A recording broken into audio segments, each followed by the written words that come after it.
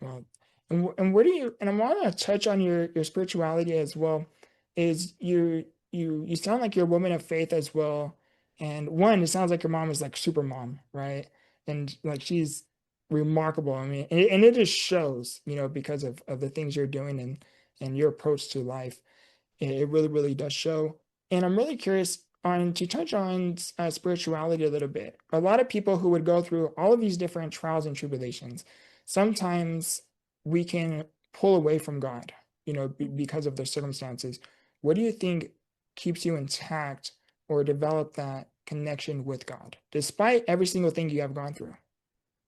Yeah, well, coming out of my last relationship, I really leaned into my faith. It was really hard. It was one of those like really manipulative, controlling relationships where it developed such a codependency with the person. It was really hard to break that bond. So after that experience in my life, I really I got closer to God, and I think it's easy to say, we all get closer to God when hard things happen. I think and I really do believe that triathlon has really matured me as a person because I've also learned that yes, it's amazing to be able to have a God who we can pray to help us in our hard times, but also he also allows all these good things to happen and like to praise him through the highs as well.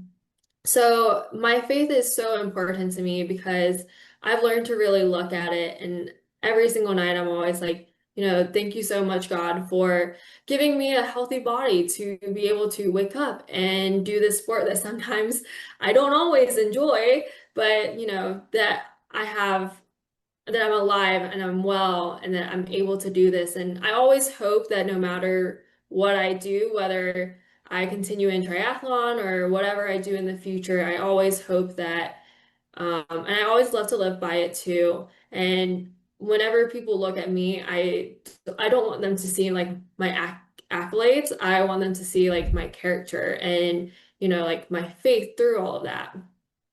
Yeah, that was beautifully said. And I love how you ended it too, how you said you don't want people to see what you had acquired, like your accolades, but your character, like who you are. And I really loved how you shared that as well.